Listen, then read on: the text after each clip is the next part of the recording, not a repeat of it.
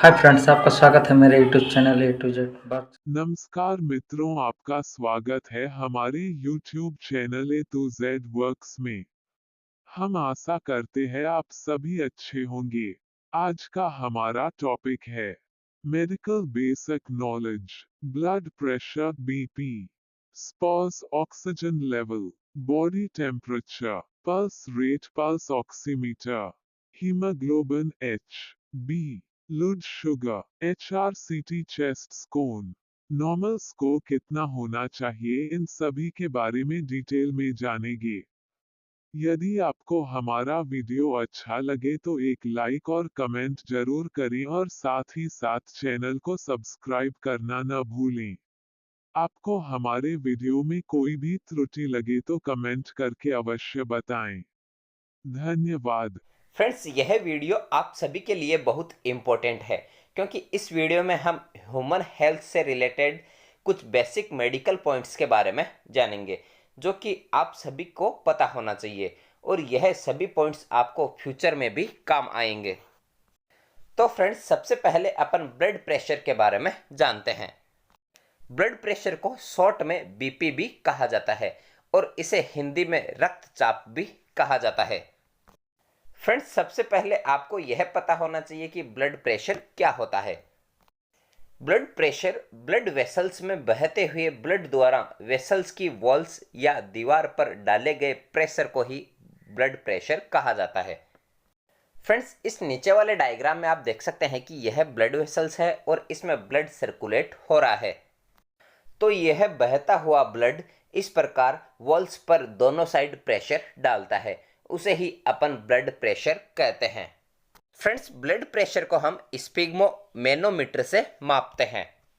Friends, blood pressure दो प्रकार का होता है। फर्स्ट है सिस्टोलिक ब्लड प्रेशर, सेकंड है डायस्टोलिक ब्लड प्रेशर।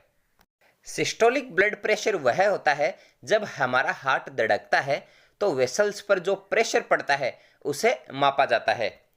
और डायस्टोलिक प्रेशर वह होता है जब हमारा हार्ट धड़कता है तो दो धड़कनों के बीच के प्रेशर को मापा जाता है। और फ्रेंड्स, सिस्टोलिक ब्लड प्रेशर ऊपर का ब्लड प्रेशर होता है और डायस्टोलिक नीचे का ब्लड प्रेशर होता है।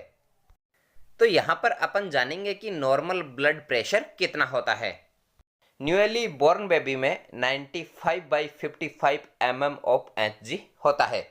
यहाँ पर 95 सिस्टोलिक ब्लड प्रेशर है और 55 डायस्टोलिक ब्लड प्रेशर है। और यहाँ पर mm ऑफ Hg का मतलब मिलीमीटर ऑफ मरकरी होता है। और फ्रेंड्स, यंग एडल्ट्स में normal blood pressure 120/80 mm of Hg होता है। यानी कि यंग एज वाले व्यक्ति का ब्लड प्रेशर अगर 120/80 है तो वह व्यक्ति बिल्कुल स्वस्थ है। और फ्रेंड्स, ओल्ड एज वाले का blood pressure 150/90 mm of Hg होता है। ओल्ड एज में अपन इस ब्लड प्रेशर को थोड़ा सा नॉर्मल मानते हैं। और फ्रेंड्स, अगर किसी का blood pressure 140/90 mm of Hg है तो यह थोड़ा सा ज़्यादा होता है। और फ्रेंड्स, अगर किसी का ब्लड प्रेशर ऊपर का 150 और नीचे का 95 है तो इसे हम बहुत ज़्यादा बीपी मानते हैं। इस कंडीशन में हमें तुरंत डॉक्टर्स के पास जाना चाहिए क्योंकि यह इमरजेंसी कंडीशन होती है। अब ऑक्सीजन सैचुरेशन की बात करते हैं, मतलब SpO2 क्या होता है। SpO2 का मतलब सैचुरेशन ऑफ प्रीफेरल ऑक्सीजन होता है। फ्रेंड्स, ऑक्सीजन को ऑक्सीमीटर से चेक करते हैं। इस डायग्राम में आप देख सकते हैं कि यह ऑक्सीमीटर है और यह फिंगर्स में लगा के SpO2 को चेक किया जाता है। फ्रेंड्स, जब हम सांस लेते हैं तो उसमें बहुत सारी गैसेज के साथ हमारे अंदर ऑक्सीजन भी जाती है। ऑक्सीजन हमारे फेफड़ों के एल्वियोलाई पर जाकर हमारे टिश्यू में एक्सचेंज होती है और हमारे ब्लड के थ्रू पूरे शरीर में सर्कुलेट होती है। तो फ्रेंड्स, ऑक्सीजन का लेवल हमारे शरीर में कितना होता है आपको इसका पता होना चाहिए। अगर फ्रेंड्स किसी पेशेंट का ऑक्सीजन लेवल 94 है तो इसे हम सामान्य ऑक्सीजन लेवल मानते हैं। तो वह मरीज बिल्कुल सामान्य या नॉर्मल होता है, 94 से कम नहीं होना चाहिए। और फ्रेंड्स, अगर किसी पेशेंट का ऑक्सीजन लेवल 95 से 100 है तो उस पेशेंट का ऑक्सीजन लेवल बहुत अच्छा होता है। और अगर ऑक्सीजन लेवल 90 से 93 है तो ऑक्सीजन लेवल थोड़ा कम होता है, मतलब यह ऑक्सीजन लेवल नॉर्मल नहीं होता है। और किसी का ऑक्सीजन लेवल 90 है या 90 से कम हो गया है तो उसका ऑक्सीजन लेवल बहुत कम हो चुका है, और तो उस व्यक्ति को डॉक्टर्स के सलाह पर एडमिट हो जाना चाहिए। अब हम बॉडी टेम्परेचर की बात करते हैं, मतलब हमारे शरीर का नॉर्मल तापमान कितना होना चाहिए। फ्रेंड्स, आप सभी को यह पता होना चाहिए कि हमारी बॉडी का नॉर्मल टेम्परेचर कितना होना चाहिए। फ्रेंड्स, बॉडी टेम्परेचर को अपन एक डिजिटल थर्मामीटर से मापते हैं।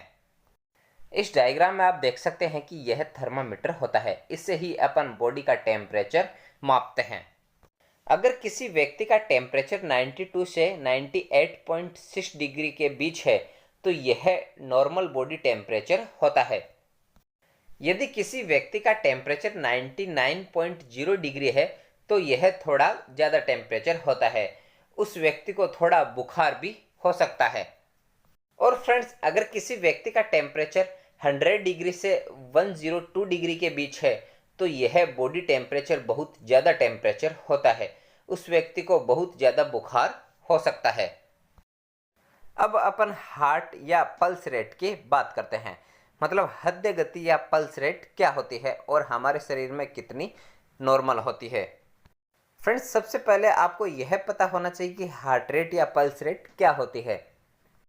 जब हमारा हार्ट या हृदय 1 मिनट में जितनी बार बीट करता है या धड़कता है उसे ही अपन पल्स रेट कहते हैं। मतलब हार्ट रेट या पल्स रेट आपके दिल की प्रति मिनट धड़कन की संख्या होती है। इस डायग्राम में आप देख सकते हैं कि एक हाथ की दूसरी और तीसरी अंगुली को गर्दन पर रखे पल्स रेट को महसूस किया जा सकता है।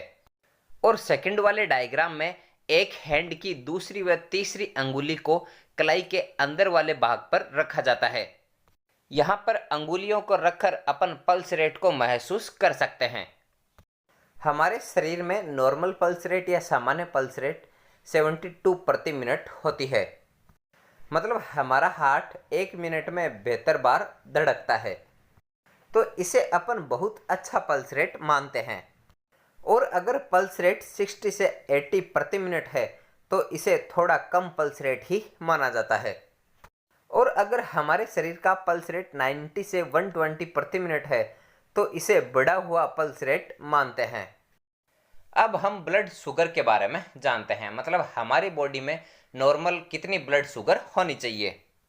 फ्रेंड्स, हमारी बॉडी में शुगर 2 टाइम डिपेंड करती है।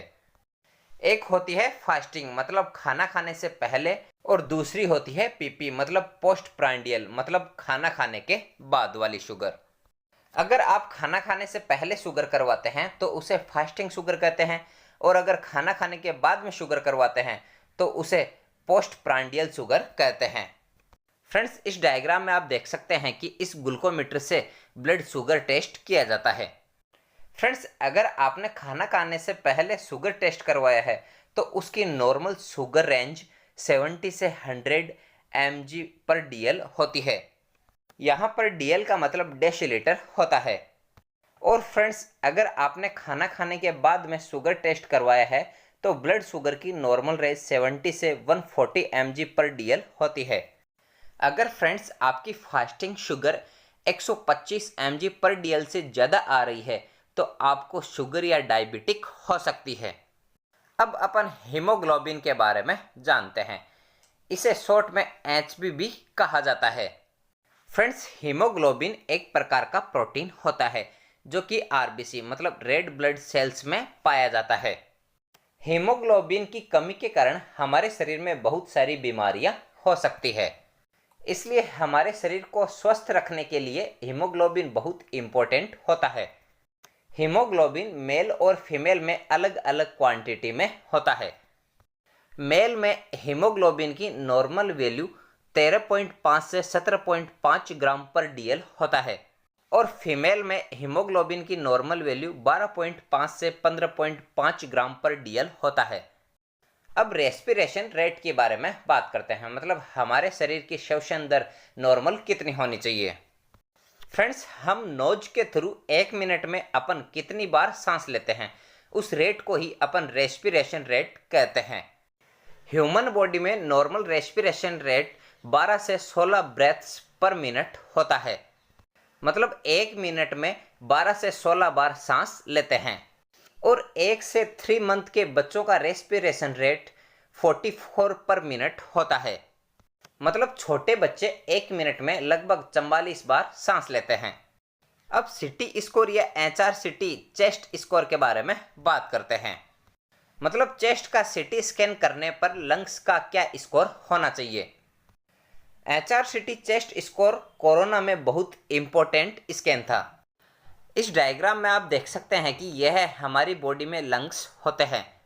हमारी बॉडी में 2 लंग्स होते हैं, एक राइट लंग्स और दूसरा लेफ्ट लंग्स। राइट वाले लंग में 3 लोब होते हैं, first superior lobe, second middle lobe और थर्ड इन्फीरियर लोब। और लेफ्ट लोब में 2 लोब ही होते हैं, एक सुपेरियर लोब होता है और दूसरा इन्फीरियर लोब होता है। यह लोब जितने % इन्फेक्शन होता है उसके अकॉर्डिंग ही सीटी स्कोर निकाला जाता है। अगर किसी पेशेंट का HRCT मतलब हाई रिजोल्यूशन सीटी स्कोर 0 से 8 तक है तो इसे हम माइल्ड इन्फेक्शन कहते हैं, यानी कि उस मरीज में हल्का इन्फेक्शन है। और यदि किसी पेशेंट का HRCT स्कोर 9 से 18 के बीच में है तो इसे हम मॉडरेट इन्फेक्शन कहते हैं। और फ्रेंड्स, अगर किसी पेशेंट का HRCT स्कोर 19 से 25 के बीच में है तो इसे हम सीवियर इन्फेक्शन कहते हैं, मतलब इसे काफ़ी गंभीर इन्फेक्शन माना जाता है। सीवियर इन्फेक्शन में ऑक्सीजन और वेंटिलेटर की भी आवश्यकता होती है। तो फ्रेंड्स, आज का हमारा टॉपिक यहीं कंप्लीट होता है। फ्रेंड्स, आपको वीडियो अच्छा लगे तो वीडियो